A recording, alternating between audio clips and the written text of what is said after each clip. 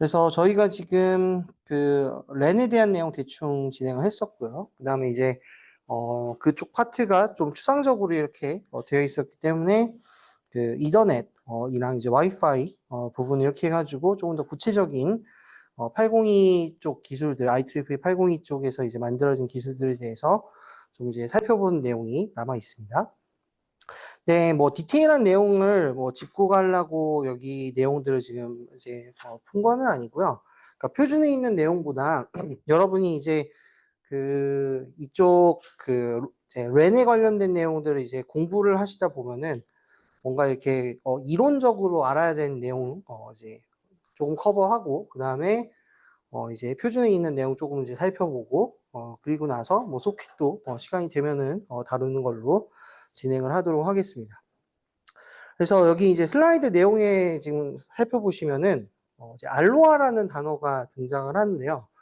그러니까 지금 여러 어떤 내용들, 그러니까 이쪽에서 이제 뭐 CSM이랑 그다음에 이제 알로하 이런 이제 단어들이 이미 앞에서도 잠깐 한번 등장을 했던 멀티플 억세스라고 하는 이제 뭐 이걸 프로토콜까지 붙여가지고 이렇게 얘기를 하는 경우들도 있는데, 네.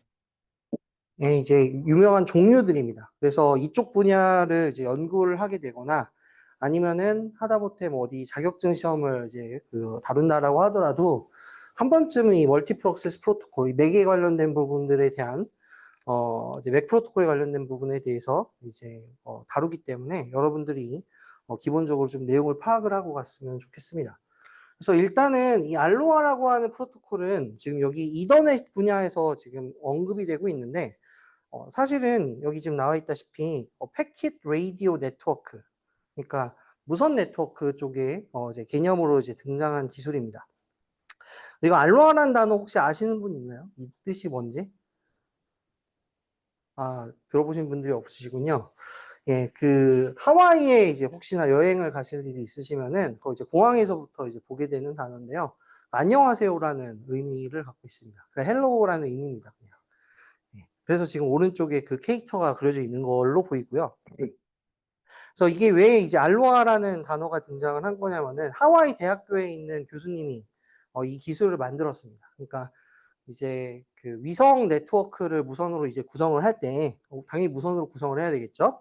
이제 하와이에 있는 이제 섬들 간의 그런 어떤 네트워크를 구성한다고 했으면은 이제 어떻게 만들 것인가를 이제 그러니까 좀 이제 고민을 한 거죠. 근데 뭐 이제 그 본국이랑 좀 달리 미국 기준으로 봤을 때 뭔가 이렇게 그 시스템을 체계적으로 이렇게 제어하는 게 쉽지는 않을 거고 그러면은 분산적으로 이제 이 시스템을 이제 그 무선 네트워크를 구축한다라고 했을 때 어떤 문제가 발생을 할 것인가 같은 것들을 이제 분석을 하는 측면에서 이제 개념이 이제 처음 등장을 한 거죠. 그래서 여기서 이제 다루려고 하는 문제는 여기 지금 나와 있는 멀티플 억세스. 그러니까 이제 어떤 특정한 그 이제 트랜스미션 미디엄을 우리가 이용을 해서 그 여러 사용자들이 그 미디엄을 공유하고 있을 경우에 이제 발생하는 문제를 생각을 하는 겁니다. 그러니까 이미 계속 비슷한 얘기를 제가 했던 걸로 기억을 하는데 예를 들어서 유선이라고 여러분이 생각을 하시면 이 케이블을 이제 그 이더넷이라고 하는 기술에서는 여러 사용자가 이렇게 그 구멍을 뚫어가지고 케이블을 연결을 해서 이제 사용을 하도록 되어 있고 그러면은 A라는 컴퓨터랑 B라는 컴퓨터가 동시에 데이터를 보내겠다라고 하면은 지금 여기 있는 지금 트랜스미션 미디엄은 이제 뭔가 신호가 섞여가지고 들을 수가 없는 상태가 될 거라는 거죠. 되시나요? 그래서 이러한 이제 문제를 고려하는 걸 이제 멀티플 억세스라고 얘기를 하는 건데 여기 지금 알로하는 이걸 이제 무선 상황이라고 가정을 하는 겁니다. 섬들이 있고 이 섬들이 지금 공중에다가 신호를 날려 보내면은 결국에는 그 섬과 섬에서 이제 날아온 신호들에 의해 가지고 신호를 듣지 못하는 상황이 있을 거라고 이제 본 거죠. 근데 이 알로하는 이걸 이제 그 거의 터치 안 하고 그러니까 신호가 안 들리는 그러니까 그렇게 섞여서 오는 거는 그냥 어쩔 수 없다. 라고 가정을 하고 이제 문제를 풀기 시작을 합니다. 그러니까 이제 이론적으로 이제 성능을 이제 분석하는 게 목표였기 때문에 그래서 그냥 각각의 이제 섬에 있는 기지국 뭐 이제 스테이션들이 뭔가 데이터 프레임을 이렇게 그냥 임의의 시점에 랜덤하게 이렇게 보낸다라고 가정을 했을 때 이제 그걸 이제 허용하도록 한다. 그리고 만약 그 프레임을 들었을 때 우리가 이제 프레이밍을 할 때 뭘 했었죠? 그 에러 디텍션을 위해 가지고 CRC 같은 걸 붙였잖아요. 그러니까 그걸 이용을 해가지고 인밸리드하다고 판단이 되면은 그냥 무시하고 예, 다음 데이터를 또 뭐 들으려고 시도를 하고 그런 식의 일들을 반복을 한다라는 거죠. 그렇게 했을 경우에 이제 성능이 얼마나 나오느냐 다시 얘기해가지고 지금 이 공유가 되고 있는 미디엄이 전체적으로 그 의미 있는 데이터를 보낼 수 있는 이제 비율이라고 하는 게 얼마가 되는지를 수학적으로 분석을 해보니까 그래도 이렇게 이제 랜덤하게 그냥 쐈음에도 불구하고 이제 18% 정도까지는 이제 어떤 의미가 있는 이제 성능이 나온다라는 거를 이제 분석을 했습니다. 그러니까 이거를 참을 수 있는 네트워크 상황에서는 그냥 랜덤하게 쏴라. 네, 복잡하게 생각하지 말고 그런 식의 이제 아이디어를 제시를 한 게 이 알로하라고 하는 이 멀티플 억세스 문제를 처음으로 이제 분석을 해서 푼 이제 기술이라는 거죠. 그리고 물론 이제 이것만 얘기를 한 건 아니고요. 두 번째로 이제 등장한 개념은 이제 타임 슬로티드 알로하라고 하는 개념인데, 그러니까 이거는 뭐냐면은 각각의 그 이제 기지국들이 시간 동기화가 되어 있어가지고 딱 이제 어떤 슬롯 단위로 데이터를 보내는 겁니다. 시간이 이렇게 있고 이제 시간들을 이렇게 같은 크기의 이제 일정한 간격으로 이렇게 그 할당을 해가지고 이 타임에 이제 보냈을 경우에 이제 성공률이 얼마나 이제 나오는가를 알로하 방식으로 했을 때 해보니까 예, 37%, 두 배만큼 이제 더 개선이 될 수 있다. 그러니까 동기화라고 하는 것만 어떻게 실현을 하더라도 두 배 정도는 유틸라이제이션을 이제 올릴 수 있다라는 것을 이제 보인 거죠. 그래서 여튼 이런 부분에 대한 연구들이 이제 이론적으로 처음 이루어지면서 이 멀티플 억세스 문제라고 하는 게 그 성능적인 측면에서 좀 중요할 수 있겠구나 라는 이제 생각들을 하고 있었는데 되게 이제 이론에서 조금 이제 벗어나지를 못했거든요. 근데 이제 그거를 실제로 그 표준에 도입을 한 기술이 그 의외로 이제 그 유선 네트워크에서 이더넷이라고 하는 기술이 되는 거죠. 그러니까 당시에는 네트워크를 구축한다라고 했을 때 뭔가 복잡한 기술을 이용을 해서 가령 이게 비싼 자원일 거 아니에요. 네트워크라는 게 처음 만들어진 시기에선. 그러니까 그런 것들을 뭔가 제어를 해서 높이는 게 중요하고 그래서 그 제어를 하기 위한 비용 같은 것들을 이제 그 고려를 하지 이렇게 여러 사람이 동시에 보내는 거는 보통 이제 쉽게 허용되지 않도록 그냥 설계를 했었는데 이더넷은 값싸게 이제 그 네트워크를 구축을 해야 되다 보니까 그냥 케이블을 이제 두꺼운 걸 깔아놓고 구멍을 뚫어서 연결하는 방식을 썼고 그래도 이제 잘 동작하는 이제 방식을 그러니까 미디엄 억세스 프로토콜을 만들어서 쓰겠다라고 이제 생각을 하게 됐고 그게 이제 알로하보다 조금 더 나은 CSMA라고 하는 기술이 됩니다. 그래서 CSMA라고 하는 기술은 Carrier Sensing Multiple Access라는 이제 말의 줄임말이고요. 또 다른 이제 방식으로 이제 얘기를 할 때는 이렇게 얘기를 하기도 합니다. LBT라고도 얘기를 합니다. Listen before talk. 그러니까 무언가 말할 게 있다라고 하면은 바로 보내는 게 아니라 내가 일단은 들어본다라는 거죠. 그러면은 그 중에서 이제 그 뭔가 신호가 들려오고 있어요. 그러면은 내가 일단 입을 다물고 이제 그 전송이 끝나는 걸 기다리는 방식을 취하는 거를 우리가 CSMA라고 얘기를 합니다. 여기 설명이 되어 있다시피 어떤 다른 트랜스미션이 이루어지고 있는 상황에서 있는지 없는지를 판정을 하기 위해서 리슨을 시도를 하고 만약 비어 있다라고 하면 전송을 하되 그리고 이제 그 보낸 거가 잘 도착했는지 확인하는 작업을 할 거고 만약 그 이제 에크가 없었다라고 하면은 그러니까 이제 콜리전이 발생했다라고 가정을 하고 이제 재전송을 하는 방식을 이제 사용을 합니다. 근데 이제 이런 식의 그 전략, 그 listen before talk이라고 하는 방식의 전략을 사용하는 것만으로도 그러니까 알로하보다 훨씬 높은 유틸라이제이션을 얻는 것을 이제 확인을 하게 됩니다. 실제로 이건 이더넷이 등장하기 전에 그 이제 클라인락이라고 하는 매우 유명한 이제 교수님과 그 대학원생이었던 토바즈라고 하는 분이 수학적으로 사실 증명을 해요. 예, 그래서 그걸 이제 그 갖고 와가지고 이제 이쪽에 이제 적용을 하게 됩니다. 근데 이제 그 CSM이라고 하는 게 사실 이제 방금 얘기한 게 이제 핵심적인 부분이긴 하지만은 사실은 그 동작하는 이제 부분에서 조금씩 차이가 있습니다. 여기 보시면 non-persistent CSMA, 뭐 one-persistent CSMA, p-persistent CSMA라고 해가지고 세부적인 규칙이 이제 좀 다르게 되어 있거든요.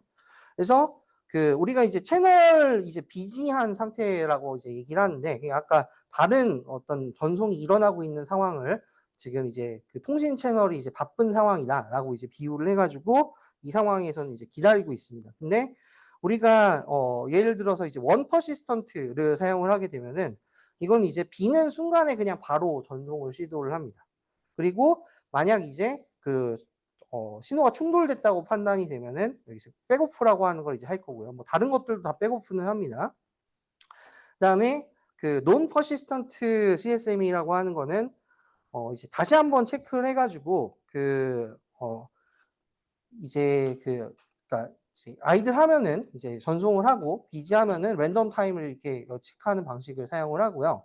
그다음에 이제 콜리전이 발생을 하면 백오프가 일어나고, 그다음에 여기서는 그 P 퍼시스턴트 같은 경우는 전송을 이제 확률 P를 이제 그러니까 주사위를 하나 설정을 해가지고 이제 주사위보다는 동전이 맞겠네요.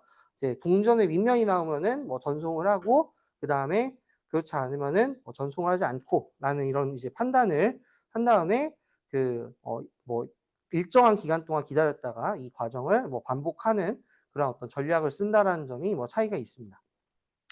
그래서 이제 이러한 식의 어떤 약간 변종들 같은 것들이 약간씩 다 성능 차이가 발생을 하거든요. 뭐 수학적으로 분석을 한다던가 이런 부분들이 이제 찾아보시면은 좀 설명들이 나와 있으니까 한번 이제 보시면 될 것 같습니다. 뭐 여기서 이제 디테일한 내용들을 굳이 다루지는 않을 거고요. 왜냐하면 사실 이게 그 분석을 해가지고 실제로 이걸 이해하지 않는 한 그렇게 중요한 내용은 아니기 때문에 이런 이제 개념들이 있다. 이쪽 동네에서 그렇게 이해하고 넘어가시면 되겠습니다.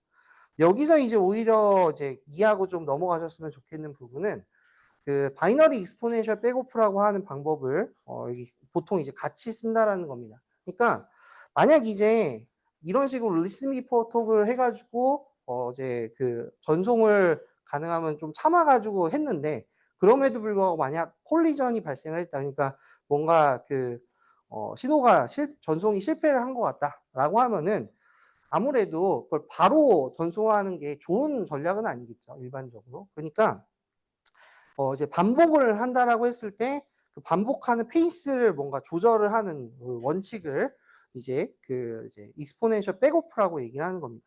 그러니까 이제 여기 지금 보시면은 매번 이제 반복을 하는 과정에서 이제 랜덤 딜레이를 발생을 시킬 건데 이제 그 딜레이를 보통 뭐 이제 더블드, 그러니까 이제 첫 번째 전송할 때 예를 들어서 뭐 0에서 10초 사이 중에 어떤 값을 선택을 해가지고 전송을 했는데 그게 또 실패를 했다. 그러면은 뭐 0에서 20초 사이에 범위에서 다시 이제 주사위를 던져가지고 값을 선택을 하고 또 10, 20이었으면 이제 뭐 40, 뭐 80 이런 식으로 해가지고 2배씩 늘려가는 방식을 쓴다라는 거죠. 여기서 이제 랜덤한 값을 쓰는 이유는 뭐 마찬가지로 이제 알로하에서도 이제 처음에 그 랜덤한 이제 전송을 한다고 얘기를 했잖아요. 그것과 마찬가지로 지금 딜레이를 고정을 했을 경우에는 예를 들어서 운 나쁘게 모든 기기들이 다 같은 시점에 전송을 하고 또 실패를 하고 또 실패를 하고 이러면 어떻게 되겠어요? 당연히 다 같은 타임에 또 계속 실패를 할 수밖에 없거든요. 그러니까 그 상황을 막기 위해서 랜덤하게 전송을 한다라는 얘기를 하는 겁니다. 그래서 이러한 이제 그 컨셉이 보통 이제 이더넷의 어떤 기반이 되는 기술이 된다라는 거죠.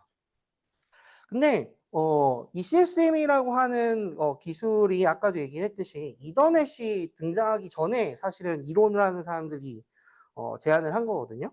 그래서 그 이더넷에 실제 들어간 기술은 CSMA의 또 변종입니다. 그냥 CSMA가 아니라 컬리전 디텍션이라고 하는 기술을 추가적으로 이제 포함을 하고 있습니다.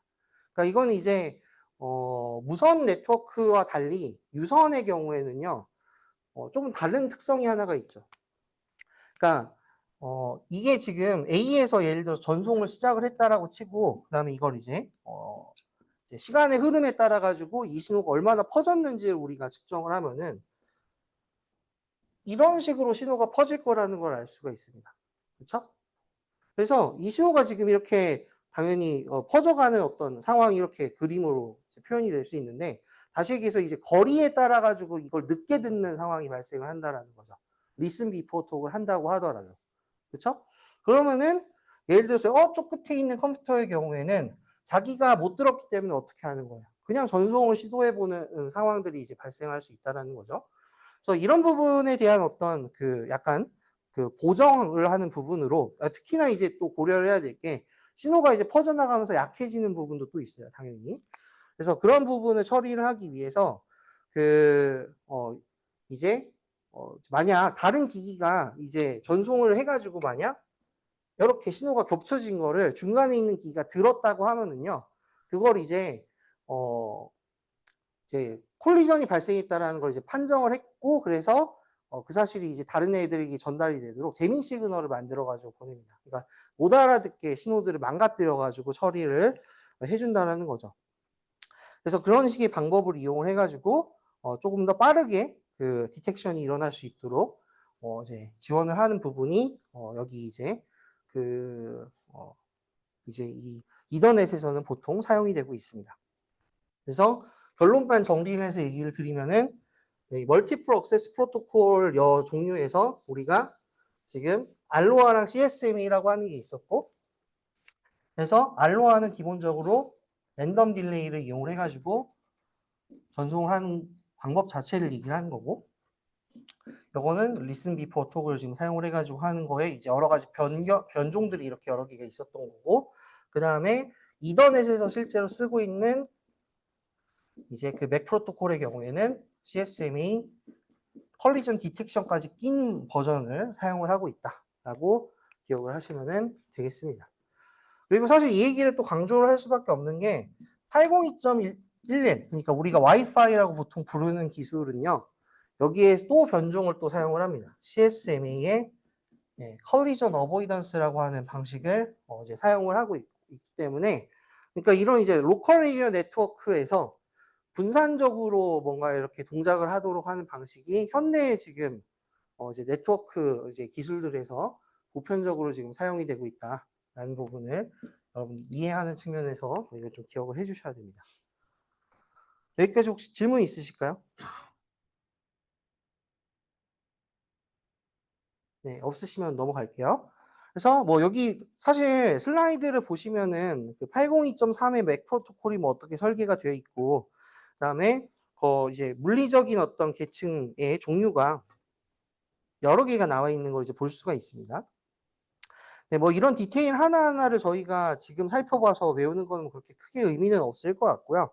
뭐 이제 이 부분은 이제 읽는 부분만 조금 관찰해 보시면 될 것 같습니다. 뭐 이제 뭐 10 베이스 이렇게 적혀 있는데, 여기는 이제 성능에 대한 얘기를 하는 겁니다. 여기 지금 표시가 안 나와 있는데 10메가bps로 전송할 수 있는 기술들일 거거든요. 그리고 이제 100 베이스일 경우에는 이제 100메가bps 뭐 이런 식으로 이제 그 뒤에 이제 뭐 기가 뭐 이렇게 올라가는 걸 여러분들이 이제 살펴볼 수가 있습니다. 1000 베이스 뭐 이런 식으로 해가지고. 그래서 지금 현재 우리가 집에서 쓸 수 있는 이더넷 같은 경우는 보통 100메가bps를 사용을 하고요. 그다음에 UTP 케이블을 사용을 해가 전송을 하는 경우들이 많고, 그다음에 뭐 이제 조금 더 이제 그 성능이 좋은 경우에는 1기가bps 그래서 보통 이제 트위스티드 페어를 쓰니까 이 1000 베이스 T가 이제 여러분들이 보통 사용을 하는 케이스가 될 겁니다. 반면에 이제 기업 같은 경우에서는 특히 이제 서버 팜을 만드는 경우에 이제 광 케이블을 이용을 할 거기 때문에 여기 있는 싱글 모드나 멀티 모드 파이버를 이용을 해가지고 이제 구축을 하게 되어 있습니다. 그리고 뭐 이제 10기가bps 뭐 아니면은 뭐 25기가bps, 40기가bps 이런 식으로 좀 더 이제 빨라지는 그런 이제 기술들이 있는데, 앞에서도 얘기를 드렸듯이 이거에 대한 디테일을 이제 하나씩 하기 시작을 하면은 조금 이제 내용들이 복잡해져서 이런 부분들은 조금 넘어갈 거고요. 여기 부분보다 제가 슬라이드를 따로 드린 게 있거든요. 이 부분에 있는 내용을 중심적으로 좀 설명을 드리도록 하겠습니다. 그래서 이더넷 파트 부분을 이제 좀 살펴보면, 그러니까 일단 이제 이더넷이라고 하는 게 여러분들이 이미 많이 들어보셨겠지만은 로컬 에리어 네트워크, 유선으로 로컬 에리어 네트워크를 구축할 때 지금 현재 제일 많이 쓰이는 기술입니다. 그러니까 기존에도 뭐 없었던 건 아니지만은 전 세계에서 이제 최초로 많이 쓰이게 된 그런 어떤 기술이고 현대까지도 많이 쓰이고 있습니다. 그래서 이 기술 자체는 지금 한 1980년대 초반에 이렇게 만들어졌고요. 이제 이 기술을 만든 곳은 이제 제록스 파크라고 하는 곳입니다. 그러니까 그 제록스라는 이제 회사가 있죠. 그 프린터나 이런 팩시밀리 이런 것들 만드는 걸로 유명한 거기서 이제 그 연구소가 이제 파크라는 이름의 연구소가 있었는데 거기에 있던 이제 그 밥 메칼페라고 하는 사람이 이더넷을 만든 걸로 잘 알려져 있습니다. 그래서 2022년에 ACM 튜링 어워드 같은 것도 받았던 분이고요. 그래서 이미 계속 얘기를 드렸지만은 이더넷의 이제 기본적인 컨셉이 여기 그림에 나와 있는 것처럼 이제 그 이제 에테르라는 단어를 지금 쓴 거죠. 이더라는 이제 케이블을 이렇게 깔아놓고 여기다가 이제 구멍을 뚫어서 이렇게 전송을 하는 그런 어떤 시스템을 머릿속에다가 그려서 만든 거를 볼 수가 있습니다. 그래서 이 기술의 장점은 여튼 단순하고 그 다음에 가격이 싸고 그 다음에 또 중요한 부분은 사실 이런 기술들이 고속을 이제 지향하는 방향으로 계속 이제 당연히 이제 성능 경쟁이 발생을 했는데 그때 다른 기술들이 그 속도가 올라가는 상황을 잘 따라잡지 못했지만 이 기술만큼은 계속 지금 속도가 올라가서 현재 표준 쪽에서 이제 400Gbps 이런 이제 고속의 이더넷도 지원을 하고 있습니다. 그리고 현대에서 여러분이 이더넷의 그 이제 컨트롤러, 그러니까 칩을 이렇게 구매를 한다라고 하면은 하나의 칩이 여러 개의 속도를 지원을 합니다. 그러니까 예를 들어서 지금 케이블의 상태가 안 좋거나 상대방의 기기의 속도가 좀 느리다라고 하면은 뭐 10Mbps나 100Mbps로 동작하는 것도 가능합니다. 근데 상대방의 컴퓨터도 기가비트 이더넷을 지원하고 내 것도 지원하고 케이블도 그거에 맞는 등급의 케이블을 사용을 하시고 계시다고 하면은 보통의 경우에는 뭐 네고시에이션을 통해 가지고 여기에서 지금 그 100메가 그러니까 기가 bps를 이렇게 동작을 하도록 이제 됩니다. 그다음에 이제 저희가 계속 얘기를 했지만은 이제 그 케이블을 두껍게 깔고 이렇게 구멍을 뚫어서 하는 이 형태로 네트워크를 구성을 하는 거를 우리가 그 이제 버스 토폴로지라고 얘기를 합니다. 근데 이제 이 버스 토폴로지의 방식은 현대 지금 이더넷에서는 사실 그렇게 많이 사용되지는 않습니다.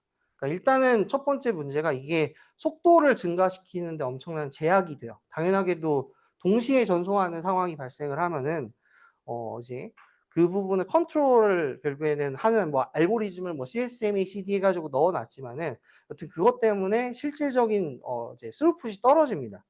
그래서 그러한 부분들을 이제 막기 위해서 사실은 이제 그 이제 뭐 100Mbps 이더넷 정도 된 이후부터는 거의 다 이제 스위치로 이제 동작을 바꿔가지고 사용을 합니다. 제 기억에 이제 10Mbps일 때만 하더라도 예를 들어서 뭐 리피터를 사용을 해가지고 이더넷을 구축하는 경우들도 많이 있었지만 100Mbps 이후에서는 이제 다 스위치드 네트워크 형태로 변경을 해서 제품들이 나오고 있습니다. 네, 그래서 이런 모양으로 지금 다 바뀌었다라는 거죠. 그래서 이 모양 자체를 우리가 이제 토폴로지 관점에서 얘기를 할 때에는 스타 토폴로지를 따른다라고 얘기를 하고 있고요. 그다음에 이미 앞에서도 얘기를 드렸듯이 이제 이더넷은 CSMA CD를 사용을 해가지고 이제 동작을 하는 부분이 있습니다. 그래서 지금 이제 콜리전이 발생하는 상황을 왼쪽에서 이제 그림을 통해 가지고 설명을 하고 있는 거고, 그 다음에 여기 부분에서는 그 이제 그 제밍 시그널을 만들어 가지고 보내서 이런 부분들이 실제로 이제 시간 낭비를 이제 줄일 수 있는 가능성이 존재한다라는 걸 보여주고 있습니다. 뭐 디테일한 부분을 분석하지는 않겠지만 이제 관심이 있는 분들 한번 좀 살펴보시면서 이해를 하시면 되겠습니다. 그다음에 이제 이더넷의 프레임은 기본적으로 이런 이제 꼴을 갖고 있는데 비동기적인 전송을 하고 있기 때문에 그 상대방이 이 신호를 이제 들을 준비가 되도록 만들기 위해서 프리앰블을 만들어 가지고 붙이는 방법을 취하고 있고요. 그 다음에 이제 데스티네이션 어드레스, 그러니까 받아야 될 맥 주소에 대한 게 적혀 있고, 그 다음에 소스 이제 맥 주소가 적히고, 그 다음에 이제 타임 이 이제 적히게 됩니다. 그래서 이 타입 부분은 상위 계층의 프로토콜이 뭔지를 이제 적도록 되어 있습니다. 그래서 대부분의 경우에는 이더넷을 사용하는 경우에 이제 IP가 적히겠죠. 그렇지만 뭐 다른 기술이 적히는 상황들도 존재할 수 있습니다. 그래서 저희 수업에서 디멀티플렉싱을 그렇게 많이 강조를 하지는 않았던 것 같은데, 이 정보가 없으면은 상위 계층의 그 이제 어떤 프로토콜이 있는지 구분할 방법이 없으니까 이거를 어디다가 전달을 해야 될지 판단이 힘들어져서 디멀티플렉싱이 사실상 불가능해지는 걸 우리가 알 수 있습니다. 그다음에 이제 데이터 부분은 이제 크기가 변화가 될 수 있도록 되어 있고요. 그다음에 이제 CRC를 붙여가지고 이 에러가 발생했는지를 이렇게 탐지를 할 수 있는 구조로 이 프레임이 설계가 되어 있습니다.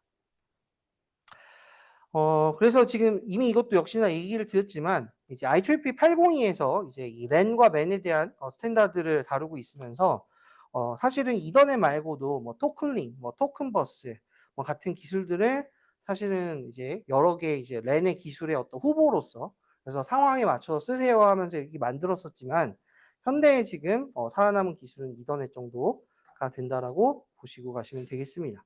근데 일단 뭐 이것도 역시나 저번 시간에 얘기를 드렸지만, 이 데이터 링크 계층 부분에서 각각의 이제 이 랜맨 스탠다드들이 하위 부분, 그러니까 피지컬 레이어랑 맥 계층까지는 자체적인 방식을 사용을 해가지고 그 이제 토폴로지나 피지컬 레이어의 특성에 맞춰가지고 동작하도록 되어 있지만, 이걸 이제 로지컬 링크 컨트롤 레이어, 그러니까 서브 레이어를 통해 가지고 위에서 봤을 때는 이게 하나의 어떤 인터페이스를 갖는 것처럼 만들기 위한 방식을 사용을 하고 있다라는 부분을 이해를 하시면 되겠습니다. 근데 이렇게 또 설명을 했는데 또 하나 주의할 부분이 있는 게요. 이것도 저번 시간에 얘기를 했던 것도 같은데, 방금 얘기한 것처럼 이렇게 그러면은 보통 이더넷 패킷을 예를 들어서 여러분이 네트워크에서 관찰을 해보시면 뭐 LLC를 포함하고 있는가 하는 이슈가 있잖아요. 근데 보통은 포함하지 않은 것들을 관찰하실 가능성이 높습니다. 그러니까 여러분이 이더넷으로만 돼 있는 홈 네트워크나 뭐 그런 것들 이제 구축을 해보시면은요, LLC에 해당하는 부분이 뭐 와이어샤크 같은 프로그램에서 관찰이 안 돼요. 그러니까 바로 여기 데이터를 올려서 보내는 방식, 여기 지금 제가 마우스로 움직이는 여러 모양으로 이제 그 IP 데이터그램이 실려가지고 전송이 됩니다. 예. 근데 이제 표준상에서는 사실은 LLC를 껴가지고 하는 거를 만들었었고, 그리고 사실 그 안에다가 IP 데이터그램을 만드는 방법을 상정을 해가지고 이 기술들을 사실 설계를 했던 적도 있었지만, 여튼 당연히 이런 이제 부분이 보편적으로 쓰이지 않는다라고 하면은 비효율이 발생을 하기 때문에 이 부분은 이제 보통의 경우에는 잘 관찰이 되지 않는다라는 걸 이해를 하고 넘어가시면 되겠습니다. 하지만은 어쨌든 이게 이제 표준 기술에 해당되기 때문에 두 가지 모드를 다 지원을 하도록 랜카드들이 보통 설계가 되어 있다 정도로 보시면 되겠습니다. 네, 그래서 여기까지가 일단 이더넷에 관련된 내용이 되고요. 사실 좀 더 얘기를 해야 될 것 같은데 슬라이드가 혹시 있는지 볼게요.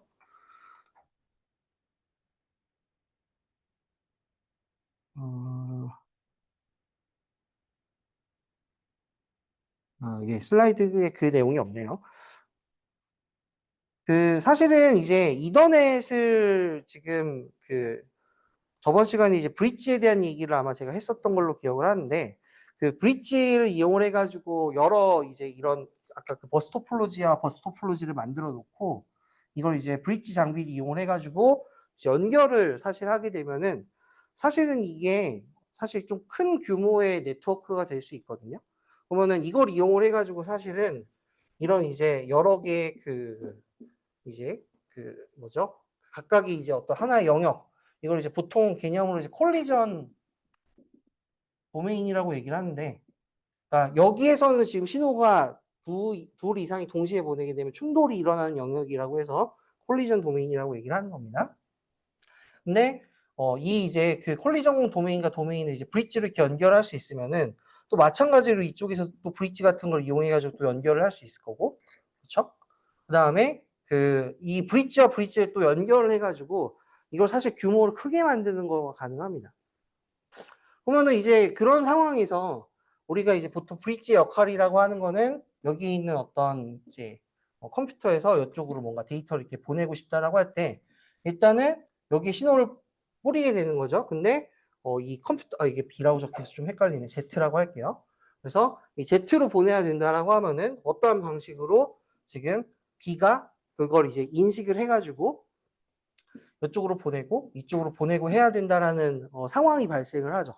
되시나요? 그러니까 이거를 이제 실현하는 부분이 사실은 이제 엄청 복잡한 문제가 될 수가 있거든요. 예를 들어서 그 이제 인터넷 프로토콜, 그러니까 인터넷에서 지금 네트워크 계층을 구성하는 프로토콜은 여기에 있는 장비들이 이제 라우터라고 가정을 했을 때 그 라우터가 어디에 지금 어떤 이제 그 이제 노드들이 있는지 정확하게 이제 네트워크에 대한 정보가 있는지를 공유를 하고 뭐 그걸 바탕으로 포워딩 테이블을 만들고 이런 내용들을 사실 알아야 됩니다. 그건 이제 컴퓨터 네트워크 수업에서 들으시면 되는데, 이쪽에서는 사실은 이제 스패닝 트리 프로토콜이라는 방법을 사용을 해가지고, 예, 프로토콜. 예, 이거를 사용을 해가지고 이 문제를 해결을 합니다. 뭐 디테일한 얘기를 제가 다루지는 않을게요. 근데 여러분이 혹시 이더넷을 이용을 해가지고 조금 큰 규모의 이제 하나의 이제 기술로 되어 있는 이더넷 기술로만 되어 있는 좀 이제 그 네트워크를 구성을 해야 되는 경우에는 이 스패닝 트리 프로토콜이라는 거를 이제 지원을 해가지고 실행을 해가지고 그런 부분들을 좀 해결할 수 있다. 라는 것만 좀 이해를 하시면 됩니다.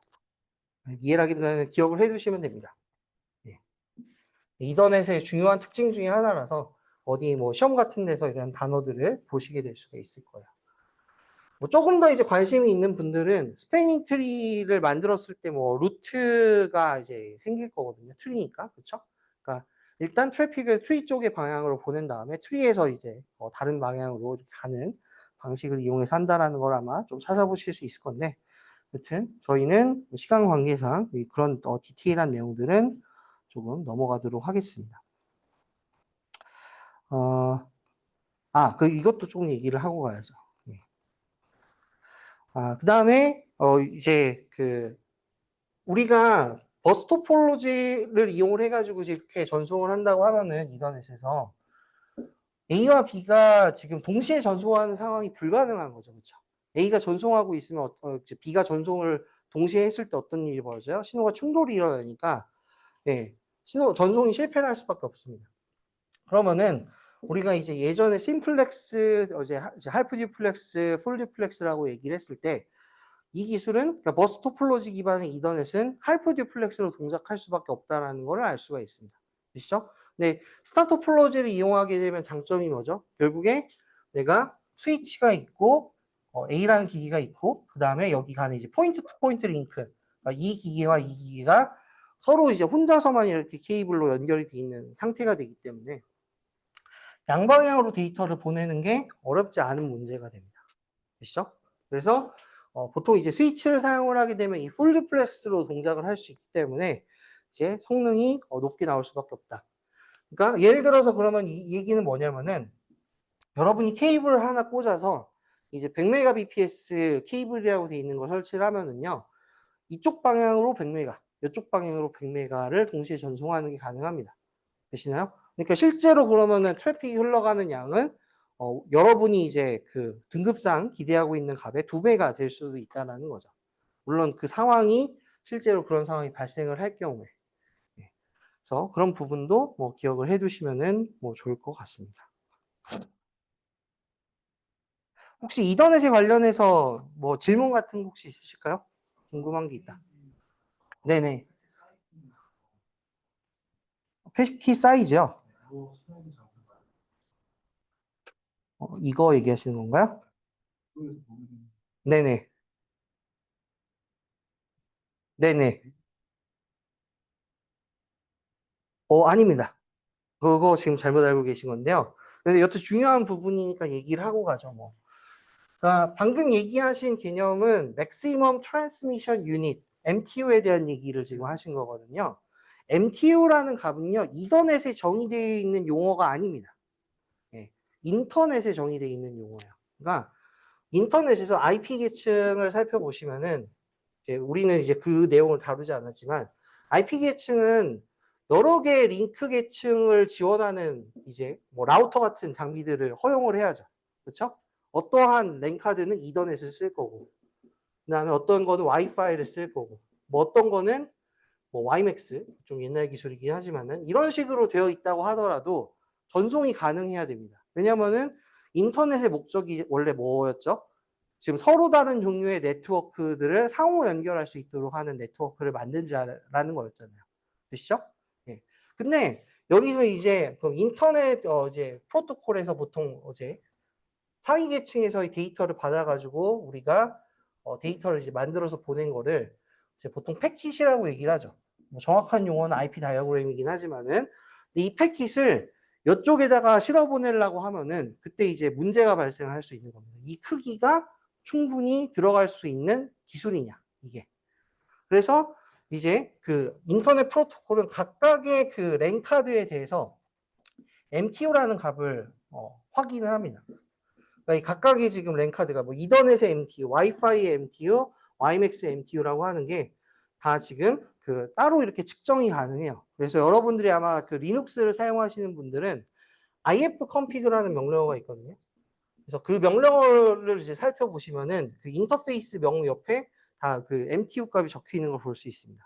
비슷한 명령어가 윈도우에서는 ipconfig가 있는데 거기도 아마 보일 건데 제가 제대로 본 적은 없어서 한번 타이핑을 해보면은 여기는 지금 적혀 있지는 않나요? 뭐를 해서 찾아보시면은 있을 것도 같은데 예, 여기는 따로 표시는 나와 있지는 않네요. 안타깝게도. 그래서 이 MTU 값은 IP 데이터그램을 이 링크 계층이 지금 다룰 수 있는 최대 값을 얘기를 하는 겁니다. 그래서 지금 이 그림에 나와 있는 것처럼 일반적인 이더넷은 원래 LLC를 꼈을 경우에 1492바이트까지밖에 안 됩니다. 근데 여러분들이 이제 그 이더넷 MTU를 보통 체크를 해보시면 다 1500바이트라고 배우시고 아니면 쓰고 계실 거예요. 그러니까 그 측면에서 제가 사실 이걸 얘기를 한 겁니다. 여러분들이 쓰고 있는 거는 방금 얘기한 LLC를 쓰고 있는 그러한 이더넷이 아니고 802.3이 아니고 이더넷이라고 하는 상용 이제 그 표준을 기반으로 하고 있고 거기에는 LLC 부분이 빠져서 지금 쓰이고 있기 때문에 1500바이트까지 허용이 된다. 사실 뭐 최소 크기는 46바이트로 또 제한이 돼 있다라는 거고요. 그러면은 이제 그 MTU 값이 예를 들어서 1500바이트였다라고 하면은 그러니까 이건 이제 이 링크 계층이 IP의 데이터를 이만큼을 보내줄 수 있다라는 거니까 여기서 그러면은 이 데이터 이제 패킷이라고 하는 게 헤더 부분도 포함을 하고 있을 거고 그 다음에 이제 데이터를 보낼 수 있는 부분도 포함을 하고 있겠죠. 보통 이걸 페이로드라고 얘기를 하는데 그래서 이 두 부분의 크기의 최소값, 뭐 최대값 이런 것들을 생각을 해볼 수가 있을 거 아니에요, 그렇죠? IP는요, 여러분들이 배워보시면 아시겠지만 최소값이 20바이트입니다. 그 다음에 최대값이 60바이트까지 늘어날 수가 있도록 되어 있습니다. 옵션을 붙였을 경우에. 그래서 그러면은 여기에 지금 데이터가 1480바이트까지가 가능한 거고, 그 다음에 뭐 이제 만약 헤더 부분에 옵션까지 다 붙었다라고 하면은 1440까지 이제 채울 수가 있는 거를 알 수가 있겠죠. 그다음에 이제 여러분들이 또 네트워크 수업 시간에 이제 또 이걸 배우시게 되겠지만 TCP를 사용을 한다라고 가정을 하면은 TCP는 또 이제 그 이제 자체적인 또 헤더를 또 갖고 있습니다. 그리고 데이터를 보낼 수 있도록 하는 이제 영역이 존재하고 이걸 보통 이제 세그먼트라고 얘기를 하죠. 예, 세그먼트라고 얘기를 하는데 얘의 크기도 지금 20바이트에서 60바이트 아마 될 겁니다. 제가 지금 약간 헷갈리는데 어떤 최소값은 20바이트가 되거든요. 그래서 이것 때문에 보통 이제 옵션이 없는 상황에서 그러면 IP는 헤더가 20바이트, 위에도 헤더가 20바이트이기 때문에 하나의 세그먼트가 담을 수 있는 실질적인 응용 계층의 데이터의 양은 1460바이트가 된다라고 얘기를 합니다. 그래서 이 값을 이제 우리가 뭐라고 하냐면은 여기서 이제 또 헷갈리는 부분이 생기는데 MSS, Maximum Segment Size라고 얘기를 합니다. Maximum Segment Size. 네, 그래서 여러분들이 이제 어떤 어플리케이션을 개발하시다 보면은 옵션을 줘서 MSS 사이즈를 뭐 변경을 해야 된다, 뭐 이런 것들을 뭐 배우시게 되는 상황들이 있을 거예요. 네, 현업에서 실제로 개발하시다 보면 그 경우에 이 단어를 듣게 되는데 문제는 여기 단어에 문제가 있다는 거죠. 왜냐면 우리가 지금 정의를 하기로는 세그먼트라고 하는 거는 헤더랑 지금 데이터 부분을 합쳐서 세그먼트라고 부르는데 그리고 근데 지금 이 세그먼트 사이즈는 지금 그 MTU에서 헤더 사이즈, 패킷 헤더 사이즈랑 그다음에 그 세그먼트의 헤더 사이즈를 뺀 걸로 정의를 하고 있기 때문에 여러분들이 이제 공부를 하시다 보면 자꾸 헷갈리는 상황이 생길 겁니다. 그리고 이제 이 MSS 값은 중요한 게 예를 들어서 이제 A라는 컴퓨터가 있고 B라는 컴퓨터가 있을 경우에 이 컴퓨터가 허용하는 MSS 값이 다를 수 있거든요. 그러면은 실제로는 TCP에서 옵션을 보내서요. 이제 보통 이제 핸드쉐이크 할 때 보내가지고 이제 작은 쪽에 맞춰가지고 보냅니다. 왜냐면은 큰 걸로 맞춰서 보냈을 경우에 어차피 이쪽에 이제 네트워크에서 그걸 허용하지 않는다라는 얘기를 하는 거기 때문에 근데 이제 사실 그것도 충분하진 않은 게 중간에 있는 기기들이 MTU 제한이 있을 수도 있거든요. 추가적으로. 그러면 이제 프래그멘테이션이라고 하는 이슈가 발생을 할 수도 있습니다. 어찌됐든 그런 내용들은 이제 인터넷에서 조금 이제 그러니까 컴퓨터 네트워크 수업을 들으실 때 아마 교수님께서 누군가 하실지 모르겠지만은 잘 설명을 해주실 겁니다. 관심이 있는 분들은 있으시면은 이메일을 따로 주세요. 제가 학부 컴퓨터 네트워크에서 이런 내용들을 다 설명을 하는 자료들이 있기 때문에 제공을 해드릴 수 있습니다. 네, 여튼 매우 좋은 질문 감사합니다. 네, 혹시 뭐 다른 것도 궁금하신 거 있으실까요? 네, 없으시면은 넘어가도록 하겠습니다. 자, 그 다음에 이제 다룰 내용은 이제 그 무선 랜, 그러니까 이제 소위 와이파이라고 하는 기술에 대한 얘기를 조금 해보도록 하겠습니다. 그래서 이 와이파이라고 하는 기술도 이제 그 802 시리즈 안에 포함이 되어 있고요. 이걸 이제 표준화한 이제 이제 세부 이제 위원회를 우리가 보통 워킹 그룹이라고 표현을 합니다. 그래서 802.11 워킹 그룹에서 이 표준들을 만들어서 지금까지 이제 기술을 만들고 있고요. 그다음에 이제 방금 이제 얘기가 사실 나왔는데 우리가 이더넷의 원래 이제 표준의 명칭은 802.3이거든요. IEEE 802.3 이제 랜 스탠다드가 정식적인 그 이더넷의 명칭입니다. 근데 이건 이제 표준을 만든 이제 그 학계나 이제 학회의 어떤 사람들이 주장하는 표준이고 이름이고 이더넷이라고 하는 이름은 이거를 이제 판매하는 사람들이 이제 이더넷 컨소시엄이라고 하는 걸 만들어 가지고 판매를 하고 있거든요. 그래서 이제 이 이제 표준명이랑 그다음에 이게 다른 겁니다. 그리고 표준을 이제 실제로 이제 보급하는 사람들이 802.3가 다 표준이 안 된 상태에서 아까 그 LLC 부분을 제끼고 일단은 표준화를 해버렸기 때문에 아까 같은 사실 결과가 나오는 거죠. 그래서 사실 이제 802.3의 그 LLC를 사용하는 기술은 뭔가 이렇게 내부망 같은 거를 구축하는 상황에서 그러니까 여기 있는 기술들을 좀 많이 필요해야 되는 그러한 어떤 상황에서 보통 쓰이고 소규모로 네트워크를 구축하시게 되면은 그냥 이더넷을 일반적으로 쓰게 됩니다. 그리고 그다음에 이제 802.11에 대한 얘기로 그럼 다시 가면은 여기는 그럼 어떻게 되죠? 802.11이라는 게 있는 거고 이걸 이제 표준화 해가지고 표준화가 아니라 이제 상용화를 한 이제 이름이 이제 와이파이가 되는 거고요. 그다음에 이걸 이제 이 이름으로 이제 돈을 버는 회사라고 하면 좀 이상하고 이게 기관이 있는데 그게 이제 와이파이 얼라이언스라고 하는 기관입니다. 그러니까 이 와이파이 얼라이언스는 여러분이 혹시 디바이스를 좀 이제 만들어 보신 분들은 가끔 들어보실 수도 있는데 무선 이제 이 칩을 이제 부착한 장비를 만드시게 되면요 그냥 출시할 수 있는 게 아니라 와이파이 얼라이언스의 인증을 받아야 됩니다. 네, 그래서 뭐 예를 들어서 TTA라든가 몇몇 이제 기관들의 이제 제품을 맡겨가지고 인증서를 이제 받아야지 이제 와이파이 이제 마크를 쓸 수 있는 거고 만약 그렇지 않다고 하면은 이제 문제가 되는 거죠. 그래서 이 와이파이 얼라이언스라고 하는 곳은 이미 표준이 만들어져 있는데 그런 걸 뭘 하는 거냐? 이 기기들이 처음에 이제 그냥 만들어 보니까 각각 회사들에서 표준을 그냥 따라가지고 얘네가 서로 작동이 안 되는 거야. A 회사에서 만든 무선 랜카드랑 B 회사에서 만든 무선 랜카드가 같이 동작을 안 하다 보니까 상호 호환성을 맞춰서 동작하는 걸 우리가 체크해 주겠다. 라고 해가지고 그거를 인증을 해서 돈을 버는 이제 비즈니스 모델을 만들어서 지금 여러분들은 이 기술을 와이파이라고 부르고 있다고 이해하시면 됩니다. 근데 이제 그 와이파이 기술이 그러면은 이제 그 오리지널 이제 802.11이 있고요. 이 기술은 96년인가 7년에 표준화가 됐습니다. 제 기억이 맞으면은. 근데 이걸 이제 바탕으로 해가지고 그냥 이게 오리지널 얘기를 하는 거예요. 그 뒤에 이제 추가적인 기능들을 이렇게 붙여나가기 시작을 하는데요. 그걸 이제 어멘드먼트라고 얘기를 합니다. 그래서 이거 이제 보통 이름이 어떻게 돼 있냐면 11A, B, C 이런 식으로 알파벳을 붙여가는 거를 사용을 하고 있습니다. 그래서 A부터 Z까지를 이미 다 사용을 했기 때문에 지금 이거를 AA, AB 이런 식으로 지금 만들어서 붙이고 있고요.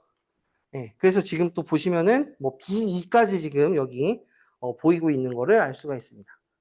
그래서 우리가 와이파이 뭐다라고 보통 얘기를 하는 거는 여 기술 중에서 일부를 이렇게 선택을 해가지고 이거에 대해서는 이제 호환이 된다라는 걸 보장을 해주는 겁니다. 그러니까 모든 걸 다 포함하고 있는 건 아니고요. 되시나요? 근데 이제 이 중에서 이제 여러 가지 그러면 이제 어멘드먼트들이 있지만 제일 중요한 거는 뭐냐면은 결국에는 물리 계층의 피지컬 레이어의 이제 그 특징이 뭔지를 결정하는 어멘드먼트가 중요합니다. 그래서 그게 이제 여기 지금 나와 있는 이제 그 표준들이 되는데 11A 여기 지금 A가 빠져 있어요. 지금 사실 좀 문제가 있습니다. 11B 그 다음에 G 그 다음에 N, AC, AX, BE 이건 아직 표준화가 안 됐으니까 다 지금 되긴 했을 텐데 네. 7개가 보통 중요합니다. 그래서 이게 이제 802.11의 그 물리적인 특성과 그 몇 개 층의 이제 특성을 조금 바꾼 그러한 표준이라고 보시면 되고요. 이 중에서 11A는 OFDM이라고 하는 기술을 사용을 하고 있습니다. 오소고널 프리퀀시 디비전 멀티플렉싱. 그러니까 프리퀀시를 뭔가 잘게 쪼개가지고 데이터를 전송을 이제 동시에 하는 그러한 어떤 기술을 실현하겠다는 게 이제 11A의 목적이었습니다. 근데 이 기술은요 처음에 등장했을 때는 조금 이제 복잡하고 이렇게 해가지고 성능이 잘 안 나왔어요. 그래서 이 기술은 잘 성공을 하지 못했었고 11B가 이제 대박을 터뜨렸습니다. 이 기술은 이제 DSS라는 방법을 사용을 하고 있는데 다이렉트 스프레드 스펙트럼, 잠깐만요. 다이렉트 시퀀스 스프레드 스펙트럼이라고 하는 이제 방식을 이용한 겁니다. 근데 이 802.11b 제품이 이제 장거리에서도 잘 터진다라고 하는 것들이 이제 발견이 됐거든요. 반면에 이 OFDM은 데이터를 보낼 수 있는 이제 데이터 레이트는 높았지만 여기 지금 나와 있는 것처럼 G처럼 거의 54Mbps까지 지원을 했거든요.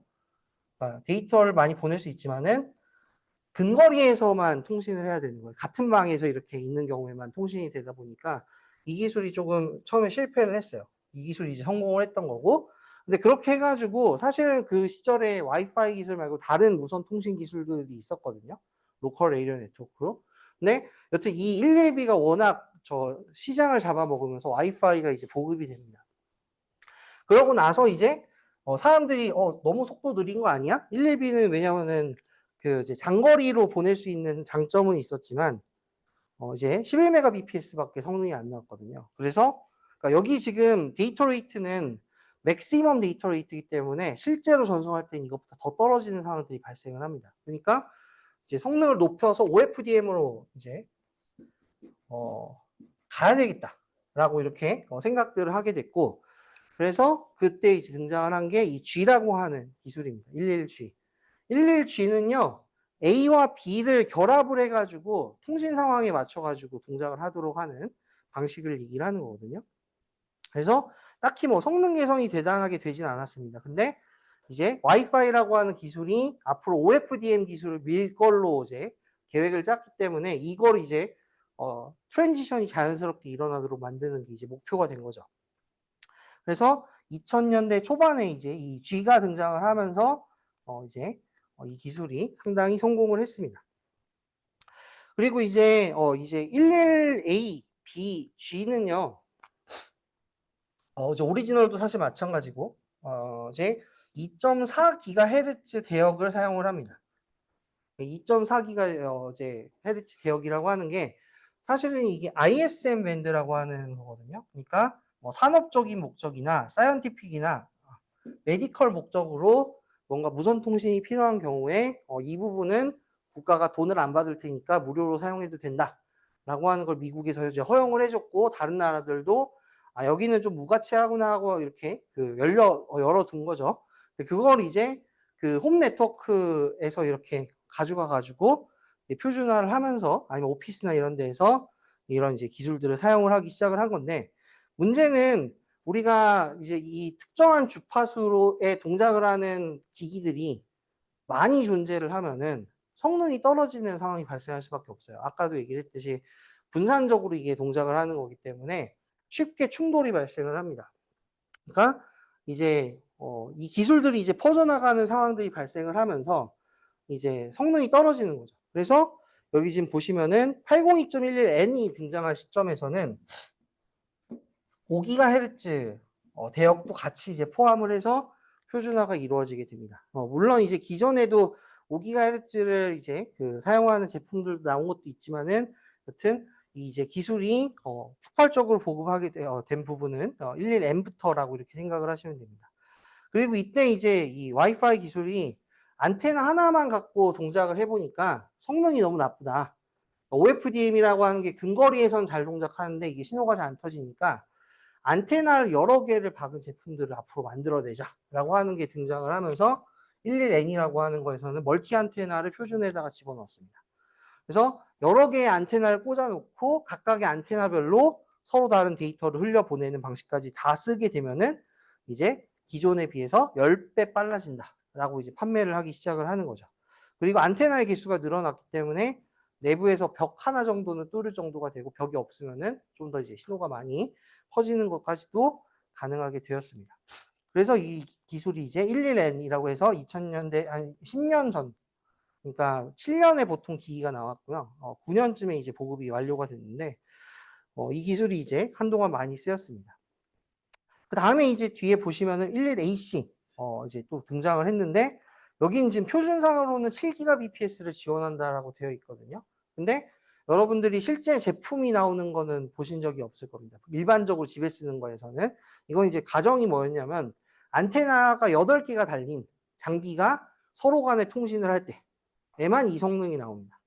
근데 실제로 이제 여러분들이 쓰고 있는 지금 뭐 스마트폰, 태블릿 이런 것들은 다 보통 안테나가 2개 달려 있거든요. 현재 3개 예전에는 3개 달려 있는 것도 있었는데 지금 다 2개 달려 있기 때문에 여기서 지금 8개를 표준화를 한 거는 사실은 이제 저 위에 지금 설치가 돼 있죠. 저기 그 무선 와이파이 저기 지금 이쪽 위쪽에 가운데 부분을 얘기를 하는 겁니다.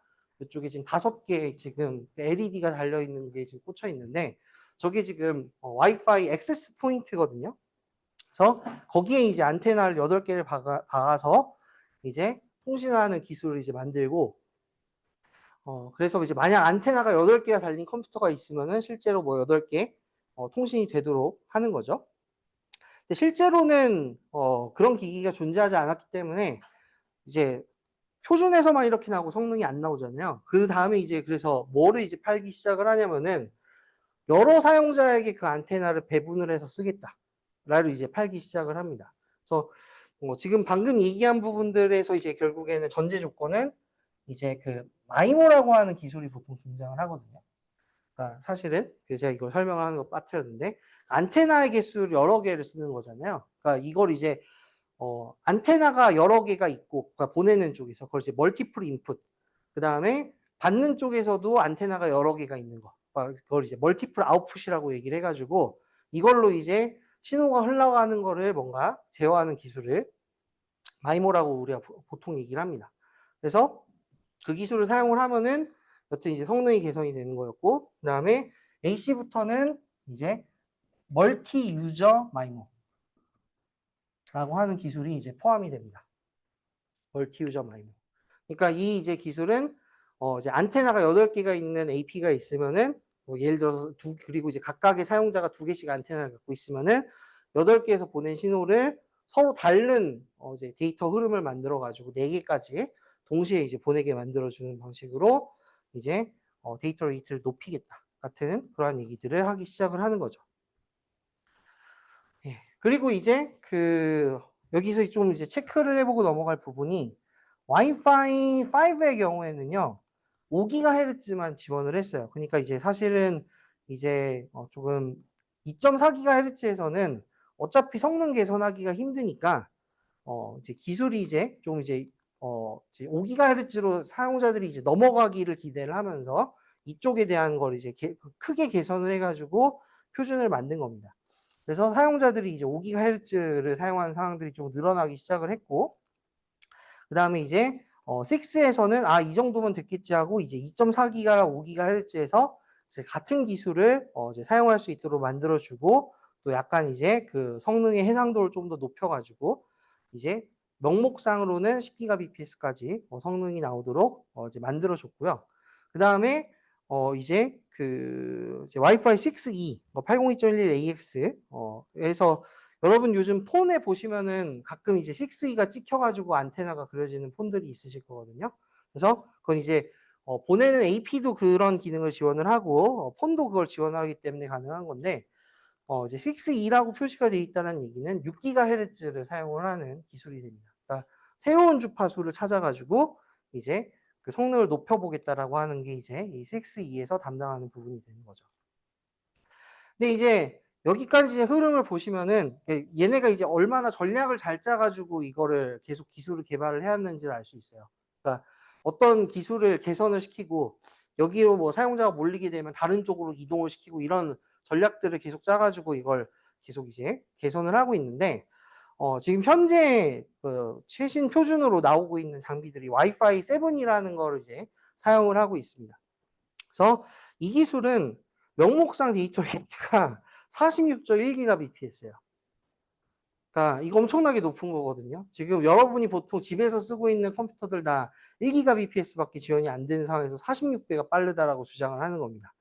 아까도 얘기를 했듯이 이거는 엄청나게 가정이 많이 붙은 건데 안테나의 개수도 충분히 많아야 되고요. 2기기가 상호간의 기기가 그만큼이 돼야 되는 거고 여기서 또 가정은 뭐냐면 와이파이 7은요. 이 3개의 대역에다가 동시에 전송하는 것도 지원을 합니다. 보통의 경우에 칩들이. 물론 이제 실제로는 하드웨어적으로 그렇게 보내는 게 쉽지는 않기 때문에 그거를 다 쓰기는 힘들고요. 대신 이제 보통은 그러면은 3개의 대역 중에 하나를 이제 동시에 쓸 수 있도록 설계를 해놓고 여기서 이제 덜 붐비는 이제 주파수 대역으로 자동으로 옮겨가는 기능을 이제 추가를 해놨습니다. 그래서 뭐 에자일 멀티밴드 이런 이름으로 판매를 하고 있는데 뭐 보통 이제 일반 사용자에게는 알려져 있지는 않지만 그래서 와이파이 7에 가면은 이제 대역폭의 선택지가 많아지다 보니까 이제 그런 부분들까지도 이제 뭔가 제어하는 기술들이 포함이 돼서 성능이 개선될 거라고 주장을 하고 있습니다. 근데 이제 얼마나 개선될지는 여튼 제품이 나와봐야 아는 상황이다 정도로 이해하고 넘어가시면 될 것 같아요. 그래서 이 와이파이라고 하는 표준이 이제 이런 이제 다양한 영역들을 커버를 하고 있는 걸 살펴보고 넘어가시면 될 것 같고요. 그래서 저는 이제 피지컬 레이어 부분 외에 이제 내용들을 이제 좀 설명을 드릴 건데, 이제, 여러분들이 보통 이제 이 와이파이를 쓴다라고 하면은요, 이름을 이제 들어보신 분들도 있고 못 들어보신 분들도 있겠지만은 SSID라고 하는 단어들을 이제 가끔 쓰는 걸 볼 수가 있습니다. 예, 이 단어를 이제 들어보신 적이 있을 텐데, 이게 이제 서비스 셋 아이덴티파이어라는 얘기입니다. 그러니까 와이파이는 와이파이는 내가 지금 무선 서비스를 제공한다라고 생각을 하고 있는 거예요. 자기네들이 기술을 만들 때. 그래서 여러 개 이제 이제 기기들, 스테이션이라고 보통 부르는데 이 스테이션들이 같은 이제 기기에 의해서 아니면은 같은 종류의 그러니까 같은 어떤 이제 운영사의 이제 네트워크에 들어가 있는 상황이라고 하면은 그걸 이제 서비스 셋을 이용을 해가지고 이제 구분을 하는 겁니다. 그래서 서비스 셋 식별자가 SSID가 되는 거고. 그래서 여러분들이 이제 보통 그 폰에서 와이파이 부분을 클릭을 하시면은 뭐 인하대학교는 인하 W랜이라고 뜨고 뭐 집에서는 뭐 IP 타임 쓰시는 분은 IP 타임 뭐 TP-링크 쓰시는 분은 TP-링크 이런 식으로 뜨잖아요. 그렇죠? 그러니까 그런 식으로 뜨는 것들이 사실은 이 SSID 명칭입니다. 여러분들이 이제 이걸 이제 바꿔가지고 집에서 이제 설정들을 이제 관리를 하는 거죠. 근데 사실은 이 개념을 이제 그러니까 SSID라는 용어는 이제 보편적으로 쓰이는데 조금 더 깊게 파면은요, 이제 디테일이 많이 있습니다. 그래서 여기 이제 그림에 보시면은 여기 기기가 하나가 있거든요. 유무선 공유기를 하나 그려놨는데 이걸 이제 보통 우리가 AP, 액세스 포인트라고 얘기를 합니다.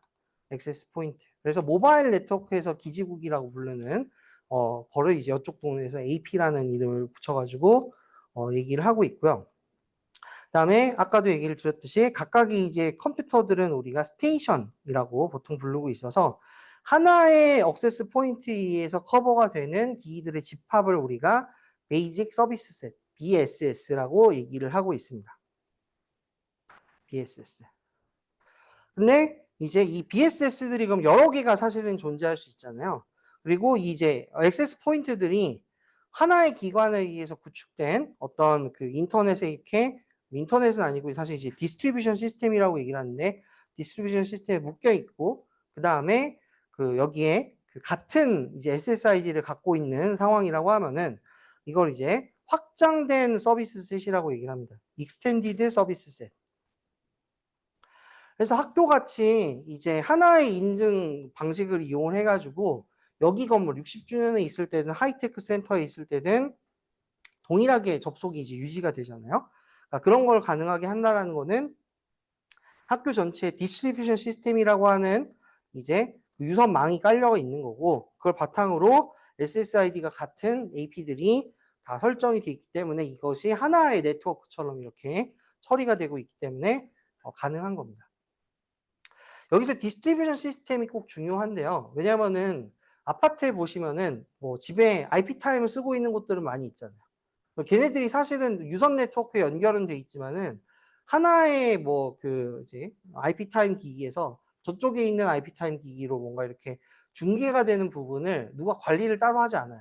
그러다 보니까 얘네들은 분배가 안 됩니다. 그러니까 뭔가 이렇게 이제 그러니까 이더넷은 아니고 이제 로컬 에리어 네트워크 측면에서 아무런 처리를 해주지 않기 때문에 이름은 IP 타임이라는 SSID를 같이 쓰고 있지만은 얘들 분리된 것처럼 다뤄지는 부분이 있다라는 거를 뭐 기억을 해두고 넘어가시면은 이제 그 DS의 중요성 같은 거를 아실 수가 있을 겁니다. 자, 그 다음에 이제 그 무선 이제 랜에서 여러분이 이제 접속을 하게 됐을 때, 이제 그 접속을 하는 과정을 보통 이제 어소시에이션이라고 보통 표현을 합니다. 그래서 이제 어떤 호스트가 처음 이제 이 와이파이를 사용하겠다고 등장을 하면은 AP와 어소시에이션을 하도록 되어 있습니다. 근데 이제 그 처음에 여러분들이 와이파이를 켜려고 보면은 몇 초 정도 기다린 뒤에 이제 그 SSID에 대한 정보들이 다 뜨잖아요. 그렇죠? 그러니까 이제 이게 어떻게 뜨는 거냐? 각각의 이제 액세스 포인트들이 주기적으로 비콘 프레임이라고 하는 걸 쏩니다. 자기가 존재한다라는 거를 이제 봉화를 이렇게 보내가지고 상대방이 알려주는 방식을 취하고 있는 거죠. 그래서 여러분들의 기기가 한 수백 밀리세컨드 정도를 이제 그 비콘 프레임을 이제 리스닝을 해가지고 정보를 이제 보여주게 되는 거고 그 중에서 여러분이 하나를 클릭을 해서 아 여기에 접속하겠어 라고 하면은 이 어소시에이션 절차가 일어나게 되는 겁니다.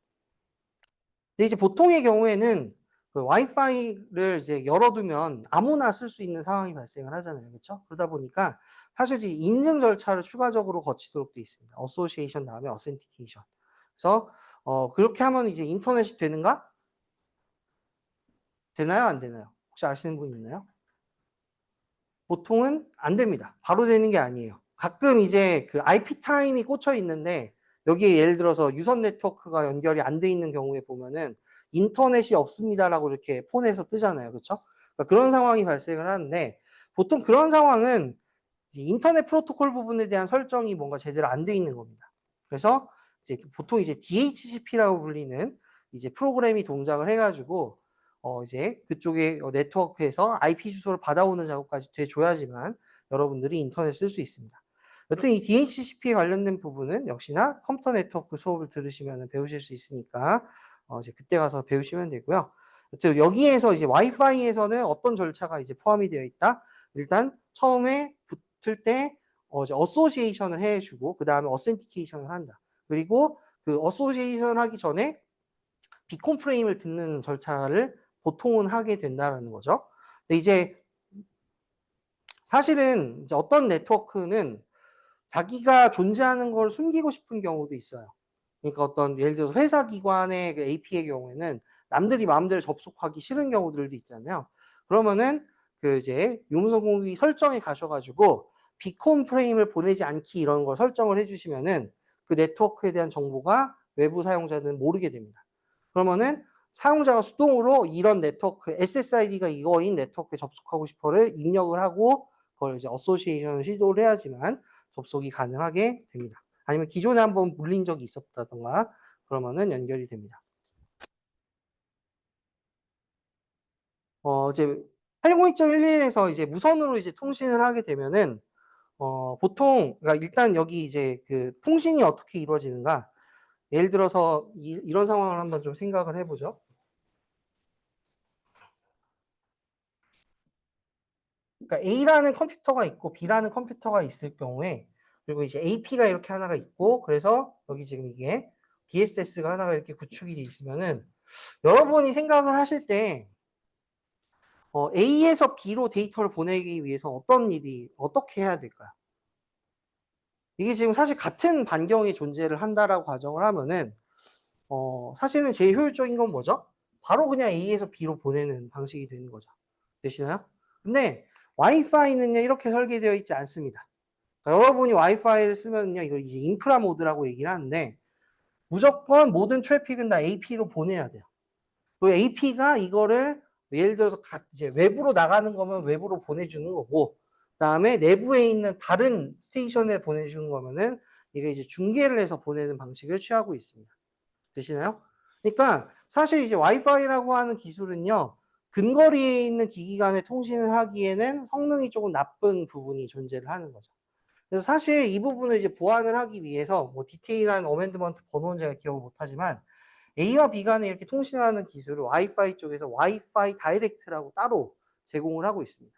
관심이 있는 분들은 한번 그 폰이나 이런 것에서 와이파이 다이렉트 이용해서 전송하는 기술 같은 것들을 살펴보시면은 이 부분에 대해서 정보를 얻을 수 있습니다.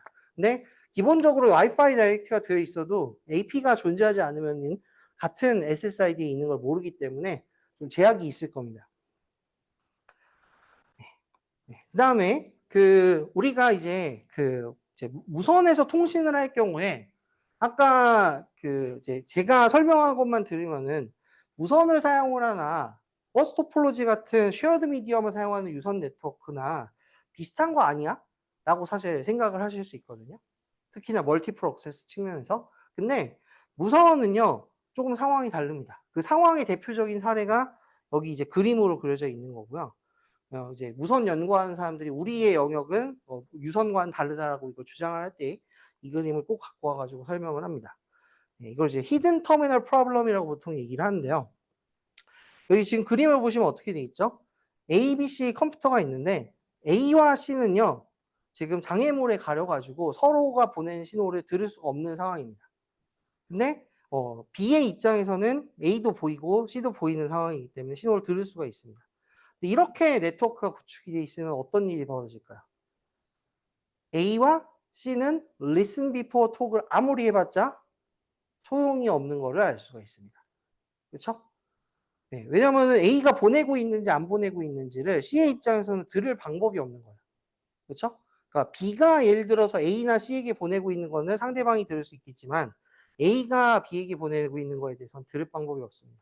마찬가지로 이제 그 A의 입장에서 C가 보내고 있는 걸 들을 방법이 없기 때문에 A와 C가 동시에 뭔가 데이터를 보내는 상황이 발생을 하고 그리고 그 상황이 예를 들어서 B가 AP인 상황에서는 자주 발생을 하겠죠. 그렇죠? 그러면은 얄짤없이 지금 콜리전이 발생을 해가지고 성능이 엄청나게 떨어지는 걸 알 수가 있습니다. 이해가 되시나요?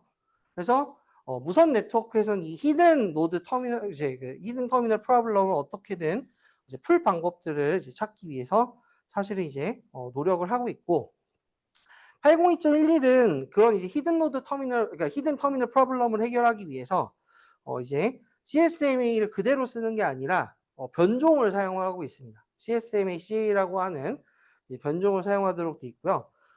CSMA-CA는 사실 뭐 하나의 기술을 얘기를 하는 거 아니고 여러 개를 묶어가지고 얘기를 하는 건데, 가장 유명한 이제 기능 중에 하나가 RTS, CTS라고 하는 메시지를 보내는 방식입니다. RTS, CTS는 혹시 들어보신 적이 있나요? 네? 리얼타임 같은 데서 그런 걸 들어보셨군요. 예. 그쪽 문맥에서도 나오고요. 저는 이제 항공 쪽에서 이런 단어를 좀 들어봤는데, 그러니까 예를 들어서 관제사랑 이제 이제 그 기장이랑 이렇게 얘기를 할 때 상대방이 지금 들을 준비가 되어 있는지 체크하기 위해서 ready to send, clear to send 이런 메시지를 서로 그러니까 말을 하고 복창을 한 다음에 이렇게 데이터를 보내는 방식을 취하고 있습니다. 그러니까 RTS, CTS라고 하는 거를 먼저 보내서 여기 지금 상황에 다른 사람들이 떠들고 있는 거를 제가 떠들고 있지 않다라는 걸 확인을 하면은 그 다음에 데이터를 보내겠다라는 접근 방법이 이제 이 CSMA CA에서 이 RTS, CTS 메커니즘이 됩니다. 되시나요? 근데 이 기술만 갖고 딱히 개선되는 건 없죠. 예를 들어서 RTS, CTS를 보낸 다음에 다른 데이터가 여기 비어 있냐고 집어넣게 되면은 당연히 이제 문제가 됩니다. 그렇죠? 그래서 이 부분을 이제 해소를 하기 위해서 또 뭔 테크닉을 사용을 하고 있냐면은 여기 슬라이드를 봐야 될 것 같은데요.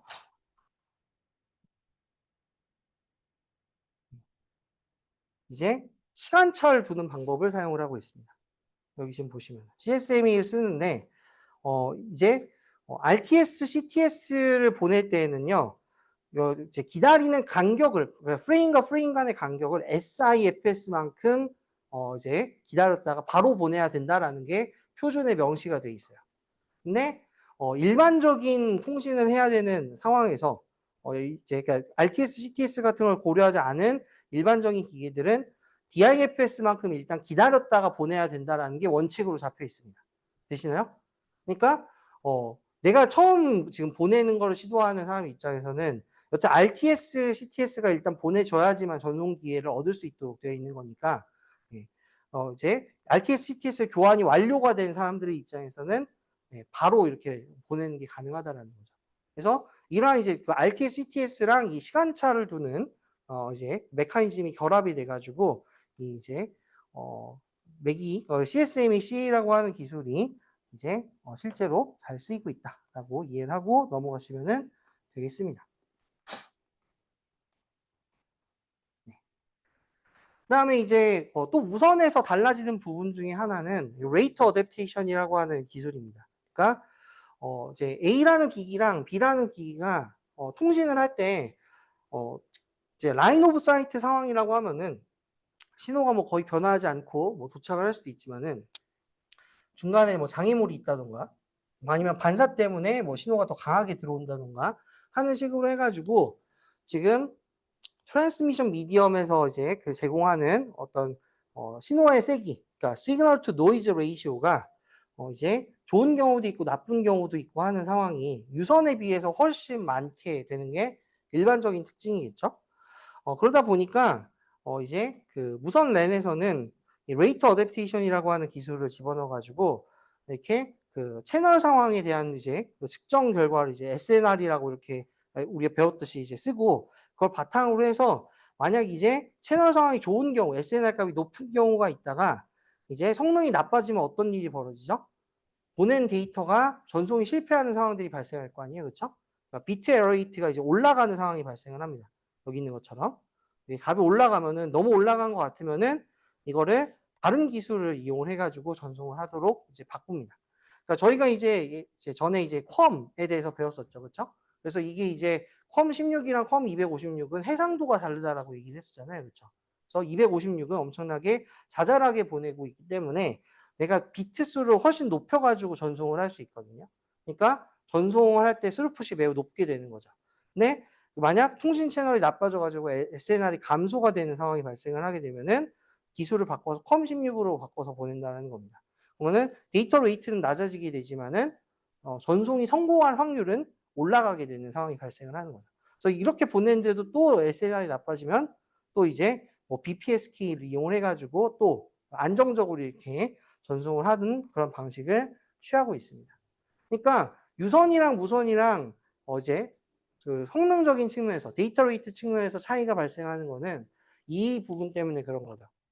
SNR에 따라 가지고 이거를 계속 이제 조절하는 알고리즘이 동작을 하다 보니까 기술적으로 최대값은 분명히 존재하고 이제 여러분들이 사용하는 기기들은 그 최대값을 지원할 수 있도록 설계는 되어 있지만 채널상이 나빠지자마자 바로 성능을 떨구도록 지금 설계가 되어 있는 거기 때문에 그래서 이제 성능이 생각보다 나오지 않는다라는 것을 이해를 할 수가 있습니다. 예, 설명을 하다 보니까 지금 5분밖에 남지를 않아서 소켓에 관련된 부분은 여기 수업에서는 더 이상 뭐 설명을 하지 않고 넘어가도록 하겠습니다. 제가 학부 학생들을 위해서 찍어놓은 동영상은 있으니까 혹시나 관심이 있는 분들은 그 동영상 링크 제가 올려두면 체크를 하시면 될 것 같고요. 혹시 뭐 여기까지 지금 내용 중에서 질문이나 뭐 아니면은 옆 파트가 아니더라도 뭐 앞에 지금 시험 범위에 해당되는 거 질문 있으시면은 편하게 해주시기 바랍니다.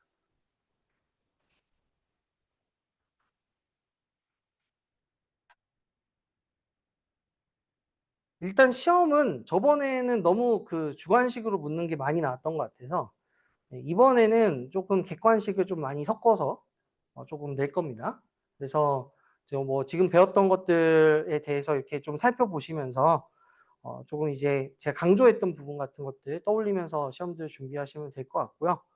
예, 좀 이제 저번에 비해서는 약간 부담이 덜 할 수 있도록 최대한 노력을 좀 해보도록 하겠습니다.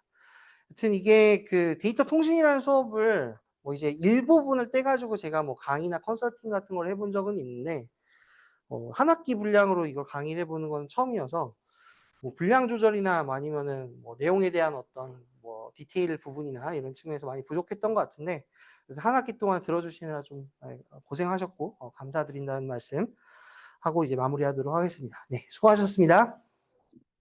네.